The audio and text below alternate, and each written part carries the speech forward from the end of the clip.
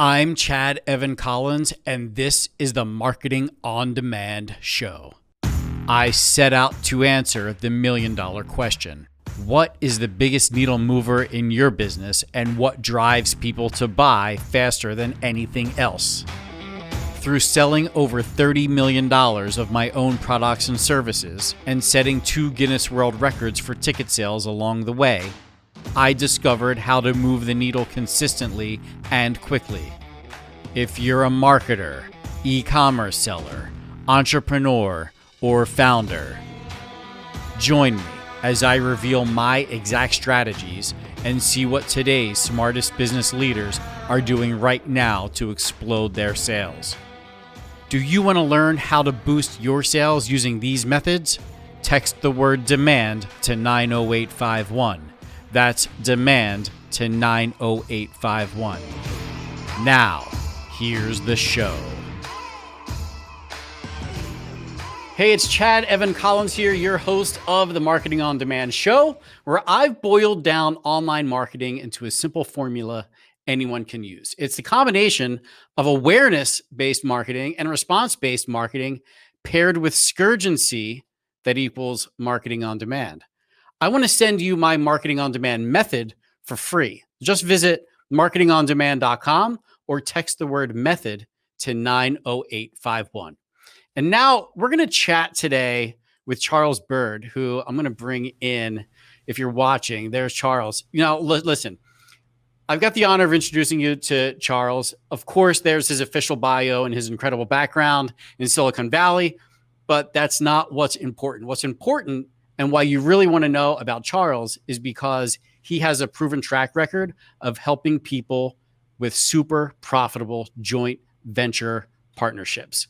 He's one of the most connected people in the online space, and he knows exactly what's going on when it comes to finding the right JV partners for the products and services that you have. Now, look, his work has been featured on Forbes, ABC News, Sirius XM, Funnel Magazine, and he even has an Amazon bestseller called Internet Marketing Secrets. Go check it out on Amazon right now. Charles, welcome to the Marketing on Demand show. Chad, such a pleasure to be here. So, joint venture marketing. This is a scary topic for a lot of people, especially people new to the online marketing space or new to the space where they may not know how to go find their first joint venture partners. And we're going to dive into this with you. But what I want to know first, you talked about, or I talked a little bit about your software background. How do you go from having a background in software working in Silicon Valley to being this joint venture wizard on the internet that's worked with some of the biggest names in the online marketing space? Well, I worked in the Silicon Valley for 15 years and built up several different skill sets, and that kind of fueled. It was one of the process points to back it up a little further. Some of my friends that I went to college with started their own business, and then after 2 or 3 years, it started really getting traction. And I kid you not, I was like, wait, we can do this? I didn't realize, I thought it was the stuff I read about in books was for other people. And then when I realized, wait, if they can do it, I sure as hell can do it. And so when I was choosing what to focus my business on, those Silicon Valley skill sets with different tools and processes and project and program management came into play, because I was like, okay, what do I want to make products focused on? And so I listed those out. Long story short, I chose to create a low ticket productivity course, and right out of the gate figured out the fastest, best way to market that for me was certainly going to be joint ventures, basically connecting with people who already have my ideal audience. And that's what I've ran with ever since. Wow. So because when people are thinking about like the idea or the product or service that they have in their head, I think so many people think they just need to go to market. I'm air quoting market. They have to go to market with their product or service, and they may not have a plan on how they're going to get in front of their ideal customer. And they don't even think that doing a joint venture or finding a partner that's going to introduce you to their audience or your products and services to their audience is even a thing, right? They just feel like I need to run Google ads or I need to run Facebook ads or YouTube. And that's how I'm going to build awareness about my products or services. Um, how did you come across JV? Like, what was the first experience you had with it, even if it was you purchasing a product from some other JV partner? Sure. So when I was new to the online space, my first big course that I bought was Jeff Walker's product launch formula, and then quickly thereafter, Jeff introduced the audience to Ryan Levesque, who I was just on a call with earlier today, Yep. and then these other people, just you see how they're promoting them, and really, when my course was almost done but wasn't even finished, I was like, I actually have no one to launch this to. I don't have a following. I don't have an audience. No one knows me for this. But I went to two back-to-back events that happened to be in Austin, and I'm sitting across the table from a guy who has a blog. He gets 90,000 hits a month. I was like, how on earth do people do that? And the person here next to me puts together events where people are meeting in person and paired up. And the guy next to me to the left makes 23 million a year with an array of physical stores. And it just dawned on me, I'm like, why not go make friends with the guy with the 90,000 clicks on his blog? Because if there's a pairing there, then all of a sudden his audience, I can serve them, and it also builds my audience at the same time. So from the very first event I ever went to, this is what started crossing my mind. And ironically, at the second event, which was the next weekend, I went, and there's all these entrepreneurs, and it was very intriguing. And I had a follow-up call with the guy running it, a gentleman named Danny Inney. And I thought it was going to be a call about joining his mastermind. Instead, he asked me if I'd book all his joint ventures. And I'm like, what? I've never done this before. And I was smart enough to say yes, because it taught me how these things work. And then I took my IT and systems background and made it the most streamlined end-to-end process that I've seen anywhere. Wow. So when he asked you to quote book his joint ventures, in a sense, you became his JV affiliate manager in that instance. That's right. Yeah. So and for those that are listening, oftentimes you'll see these, whether it's Jeff Walker's product launch formula or Ryan Levesque's Ask Method or Stu McLaren's Tribe or any of these big launches that you see. Amy Porterfield had a big one earlier this year. There's always dozens, if not hundreds of people that are all promoting the same product or service. Now, the JV partner usually adds a bonus or two to entice you to purchase from them.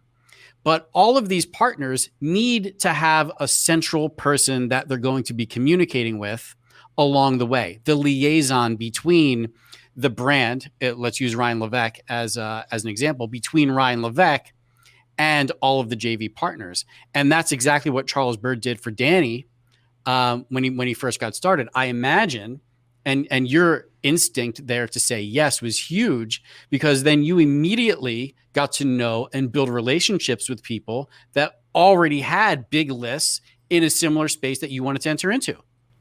Absolutely. It did a couple of things. For one, it taught me the inside of a company with around 25 employees, which is my trajectory of what I was looking to do. So I got to see how that worked from the inside, coming out of a 6,000 person enterprise. That's a very different way to go about things, and very nimble.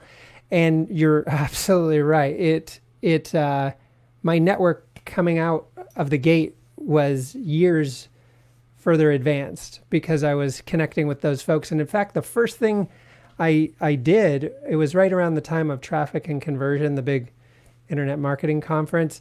I booked 32 partner meetings over 3 days in a row and rented a suite, and they just came up one after another, having great conversations, lining up deals, strategizing, and it was off to the races. Was that your first JV launch for your own product? No, that was actually with Danny. Oh, that was with And Danny's. Got it. yeah, and then those relationships, I helped Danny with his stuff for 9 months, and then took off running with it with my own products. And basically, you just get better and better at it. I book 2 to 6 joint venture promotions per week, and I consult on that. I run group programs. I run live events when we do them, and it's insanely satisfying. Here's why. One of the folks, Catherine Dunn, who went through my last group, she has a great done for you course building offer, but she'd never done joint ventures, and she was referred to me by an existing client. So she was going into her own launch. I showed her how to get JV partners. She booked 11 partners in 2.5 days that brought in 127 grand. She's floored. In fact, I have a message from her I have to listen to after this. I love it. Now, for those that are listening in the audience that have, there's a lot of us that have never done a joint venture launch for our own products or services. What advice do you have for that person?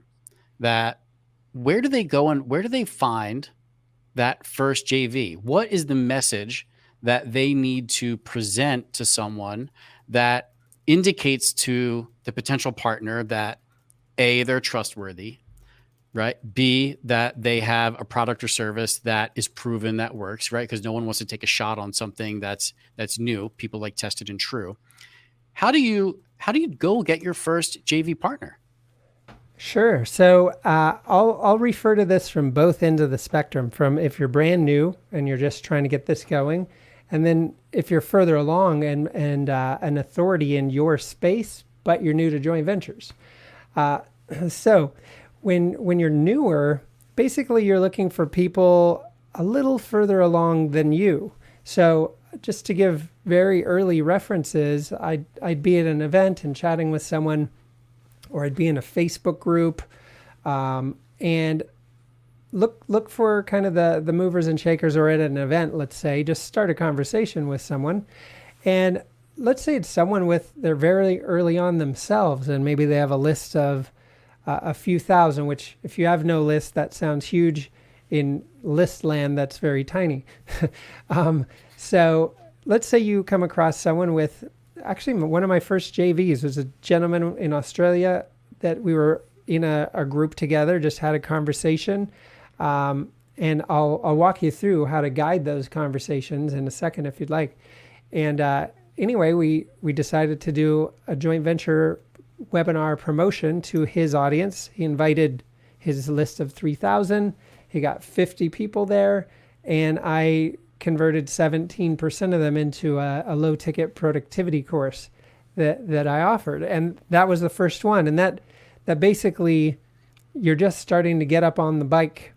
And once you have the bike put together, meaning you know what your product is, you know your ideal audience for it, you know how it benefits and makes their life better, then it's pretty easy to get on a call and get to know someone and feel out ways you can provide them value first. I always come at this as an opportunity to serve first, while learning about them and their audience to determine if they are an ideal joint venture partner. And that's a framework that I walk through. In fact, in my group program today, that's what we were walking through, like getting on these calls and serving first, asking specific types of questions that give you the opportunity to figure out where the opportunities are. Are you talking to an ideal client? Are you talking to an ideal joint venture partner? And then guiding the conversation that way. So to loop back on your actual question, how do you find these folks? What do you do when you get them on the phone, or if you're talking to them? Facebook groups, LinkedIn groups, Zoom calls all day. Like any kind of group setting call is what I mean, related to people in your industry. And an easy example, one of my friends, David Gonzalez, he runs the Internet Marketing Party, which was a physical event until it wasn't, and became a Zoom call. And there'll be like 60 plus industry people on the call, and I'll just start messaging them in the chat privately. And the first one of those, I lined up 8 calls. And so you just get the conversation going that way, and then walk through this call sequence we can explore in a minute if you'd like, and go from there. Now, there's the other side of the fence. If you're coming in, like, you're so seasoned in what you do and you have so much authority in your background that getting JVs for you is going to be very simple. But I'll come up for air for a second and see if you have any clarifying points before I jump in on some of these examples. No, we're looking forward to the examples. We're looking forward to the call sequence. The one thing that I would add is when you talk about the Zoom calls, I just want to add some clarity there. When you're suggesting that people go find Zoom calls, you're saying that find groups of people that serve a similar audience that you want to serve, and try and get into that call, so you're with all of these other people. And by the virtue, similar to you being on the Internet Marketing Party call, just by you being in that room per se, albeit virtual, and by you messaging people, it already puts you at a similar status as everyone else in the room, because everyone else in the room is there for a certain reason, because they believe things should be done a certain way, because they have a list of a certain size, because they have authority of a certain kind. And when you start conversations with those other people, because you're there with them in the room, they're not looking at it like a cold call, for instance. It's a very warm intro, because there's already been an organizer of the call that has vouched for you to be there. And once someone else vouches for you to be there, you have instant credibility with everyone else on that call. So I just wanted to highlight that point, because it's so easy to gloss over something like that. But to find those meetings, to find those groups, and to start engaging, is huge. That's a great tip there, Charles. Yeah, and to find them, like you've pointed out, they could be related to a specific industry leader. They could be related to a common software platform in your industry, in how they serve. Like yesterday, I was on a call with the CEO of Airtable, which I don't know him at all, but I messaged him and said hi, and he replied immediately back and shared his email address. So simply just reaching out in a context, and you're absolutely right. You're on an even footing in those kind of calls. So let's go back to the newer example, and then we'll do kind of a more seasoned example. Yep. So a newer person, it's simply a conversation like, tell me about you, what you're up to, who you serve, and who your ideal clients are. And so they'll start in and tell you, and this is great because it gives you an opportunity to hear who they serve, how they serve them, the kind of message and core belief set behind what they're offering. And now you can find ways to shortcut their path to getting what they want the fastest. So when they tell you who their ideal client is, maybe you know someone who is their ideal client that they can serve. So by doing an intro, both parties are winning. You're helping this person and that person. Or maybe referring a specific tool, like in your case, being a wizard at text message marketing, a tip from you on a tool I can use to get more people on my webinars is going to be really meaningful to me, but it took you 2 seconds to tell me what it is. So it's just listening to what people are trying to accomplish, shortcut their path to get there, while in the background you're assessing, are my products, services, or JV opportunities in alignment with this person, and will they serve this person's audience? So to give this example, and I have something I call the invisible pitch. And it's basically at the very top of the conversation, before people are dropping into work mode, it's just small talk. Like, what part of the country are you in? Like, how's the weather? That kind of stuff. But I had to reverse engineer what I was doing to figure out how I was booking so many JVs. And I'll just give you a quick example.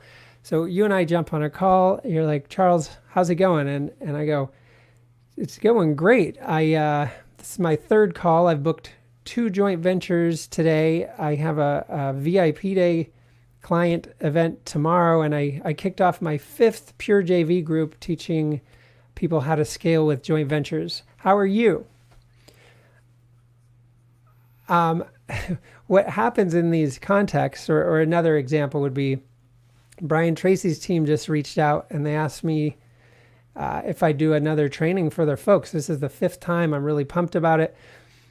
By showing momentum in what I'm doing, by kind of showing what some of the end games are, booking joint ventures or serving people in a group program, it just sort of sets that as the expectation around the call. And it also shows you have momentum, you're getting things done.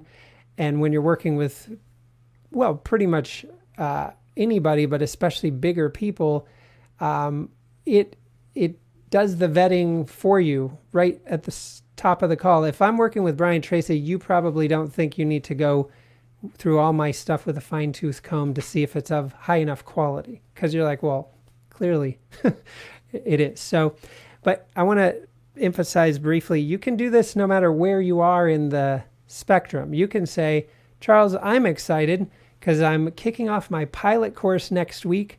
We have 5 people in. They're going to give feedback. We're going to get testimonials, and we're ramping this up to start JVing with next month.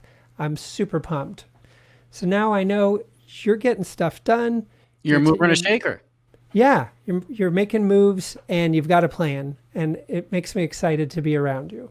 So if we could recap here, it's having almost like a 30-second elevator pitch on your micro accomplishments, no matter how big or small they are, your recent micro accomplishments that you can rattle off in like 3-4 things that are just wins for you when someone says, how you doing? Yeah. And you want to try to associate them with who you're talking to, so they're going to be relevant. Now, I mean, I do this just naturally in any way, but how did you and I start this call? Before we went live? Yes. You showed me pictures of your family hanging out over the weekend. Right, which I know you love hanging out with your family, and you're out doing cool stuff. Right. So I mean, I didn't put a lot of thought into it, but I'm like, oh, I bet Chad's going to love to see this because it's cool. I mean, we have a commonality around that. And yep. So it's just thinking, hey, what's going to be interesting or fun or cool for whoever you're about to talk to?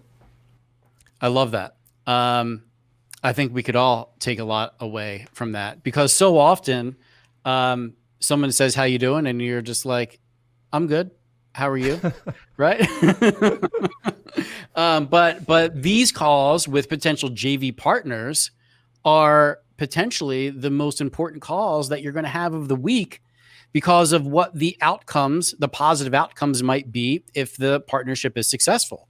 And you should go into every call believing that it's going to be successful. And this framework that you're laying out for folks is huge. It's huge, Charles. It's very satisfying too. Let's use an example where you're finding there isn't much business or joint venture commonality. That's totally fine too. For one, you can still find ways to support them, help them, maybe a tool tip or an intro. But the next phase is, hey, who is an ideal partner or client for you? Because you can share intros and become referral partners. So you may not have direct correlation of business, but you could go, you know what, I'm going to keep an eye out for you next time someone needs whatever, a copywriter or this or that. Now your ears to the ground on their behalf.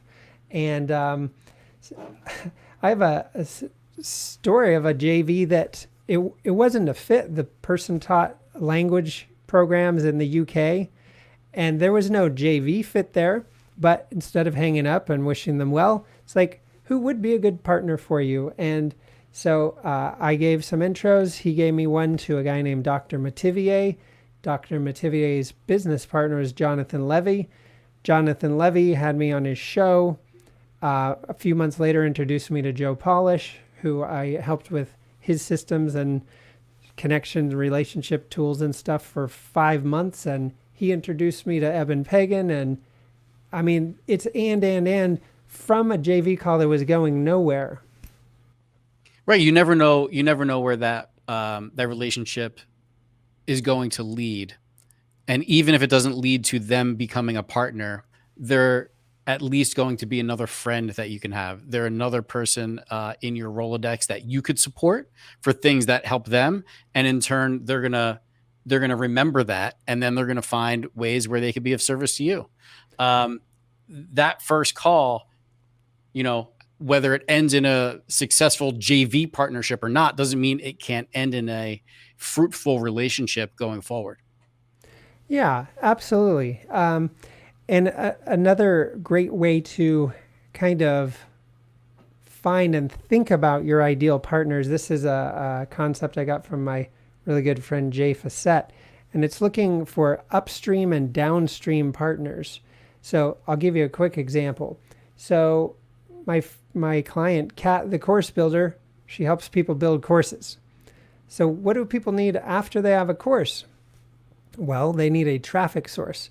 They could choose Facebook. They could choose Facebook ads. They could choose content marketing. They could choose SEO. They could choose joint ventures. Mm-hmm. So she is building an army of people I can serve at a high capacity. So connecting with folks like that become not just one-time sources of traffic, but ongoing sources of traffic. I call those integrated partnerships. And they're the most fun to set up because it's one deal you make that delivers over and over again. Another example of that, my friend Dr. Ron Friedman, at some point in my, like if you got on my email list at some point, you'd get an email about my friend Dr. Ron Friedman, who helps people with high performance. And at some point on his email sequence, you get an email about things I'm up to, and they're just generating traffic and revenue ongoing, not like tidal waves, but I'll go down, make a sandwich for lunch, PayPal will ding, and I'm like, $5,500, sweet. And that's just on autopilot. So those kind of arrangements are lovely to scope out.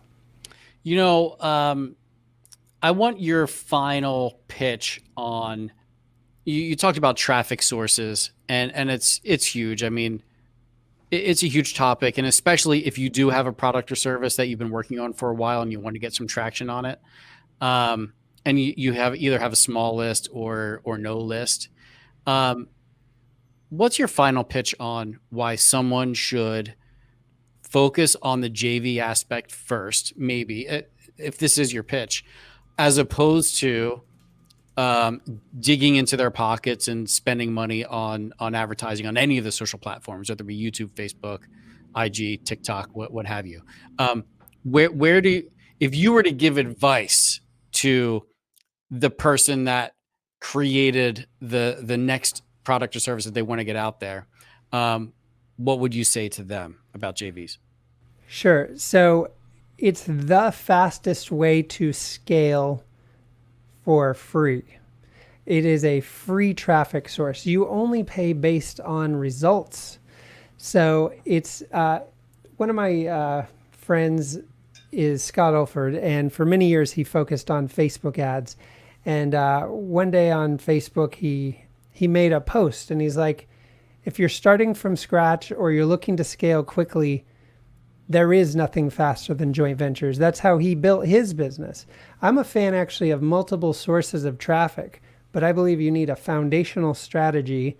And so creating a framework of connections where you're booking promotions with them on a regular cycle, plus in the system I teach, every JV leads to 2 or 3 more. They're introducing you to 2 or 3 more of people in their network that also have your ideal audience.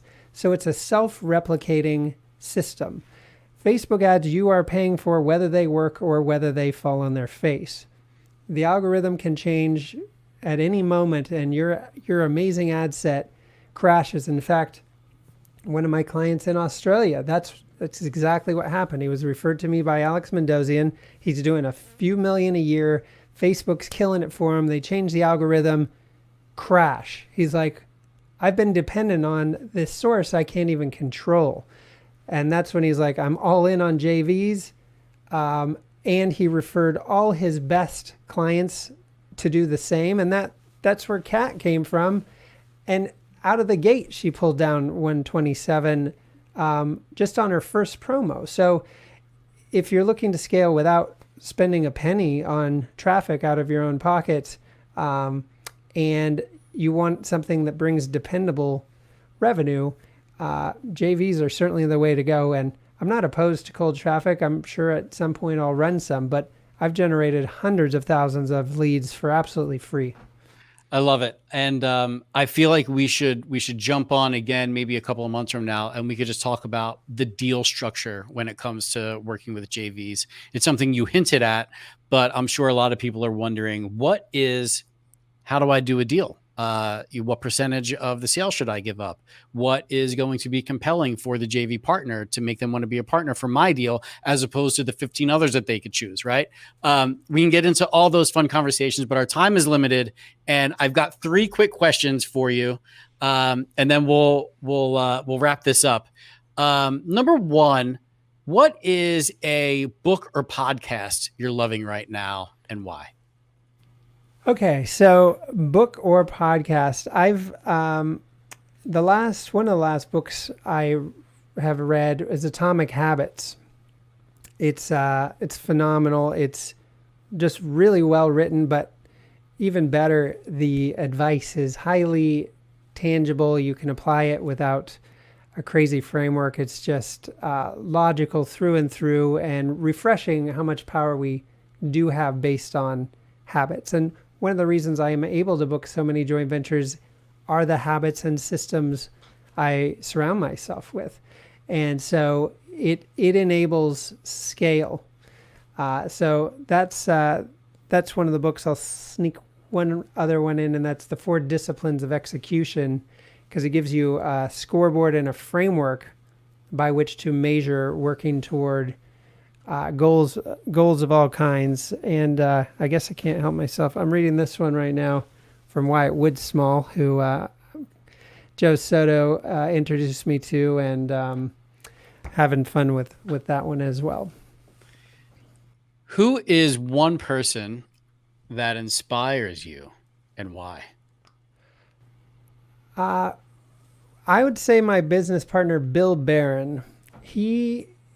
He's a constant source of wisdom and inspiration, and he's got this vantage point of having done all of this before and understanding it intrinsically, and have fought those battles himself. And so just the words out of his mouth, just simplifying, focusing, choosing your target, and saying no to other things to focus on it to make it great, instead of pulling yourself in a bunch of directions. I'm loving all the interactions with him, and that's certainly who I'd say. And finally, and I know you've got a lot of these, name a cool tool, app, or extension you're using right now. Yeah, I've got a little collection. I'll just go to what I call my foundational tool. And that is a tool you probably have on your phones. It's called Evernote. Now, don't get too excited too quickly. It is actually a very revolutionary tool when used correctly. Most people downloaded it, poked around. If you were like me, I heard it was cool. I downloaded it. I'm like, it makes notes. That's kind of dumb. And that was the end of it until one day this was back in the Silicon Valley days, I held the door open for one of the VPs who walked by, and he's like, "We're looking forward to your presentation." And I said, "Yeah, next Tuesday like usual." He's like, "No, man, we need everything in half an hour." I'm like, "What?" So I'm stressing, sweating bullets, and I was like, I need to design a system where I can find whatever I need in 5 seconds. And that's precisely what I've done with Evernote and taught thousands of people how to do. So I'd certainly say Evernote, and I'll give you one very quick tip to go with it. Tags are the secret. And to think of how to tag things, here's a silly rhyme. Who, what, where, why. Tags are better than apple pie. When you tag with that methodology, you can find anything you need in 5 seconds. I love that, the origin story of why you dove so deep into that. That's a new one. I haven't heard that from you yet, Charles. Well, it's true. It saves my tail every day, and the feedback I get from people that I help show these frictionless systems, which is a fundamental part too of how we're able to handle so many JVs, partnerships, and relationships. Listen, how can people follow along? Where do I learn more about Charles Byrd? Sure. You can cruise over to purejv.com. That site currently is kind of in reference to our live event, which is now an online group program. But if you go to purejv.com, you can learn more. You can also email me and my team using success@purejv.com. And yeah, it's really satisfying helping people take what they already have and take it to the next level with free JV traffic. And you're the best on the planet at it. Thanks so much for coming on the Marketing on Demand show. My pleasure. Thanks for having me. And I want to send everyone that's watching and listening, I want to send you a new guide. It's the Marketing on Demand method for free. Just visit marketingondemand.com or text the word methods to 90851. Also, if you made it this far, you got to take a screenshot and post it on Instagram. Use the hashtag Marketing on Demand. Tag @ChadCollins.me. Find Charles. Give him some love on the Instagram too. And we'll see you next time on the Marketing on Demand show. Hey, real quick, if you enjoyed this episode, please let me know by rating this podcast and leaving me an honest review. If you found this episode useful for your business, take a screenshot and tag me on Instagram @ChadCollins.me and use hashtag Marketing on Demand. That way I'll be able to see it and repost it.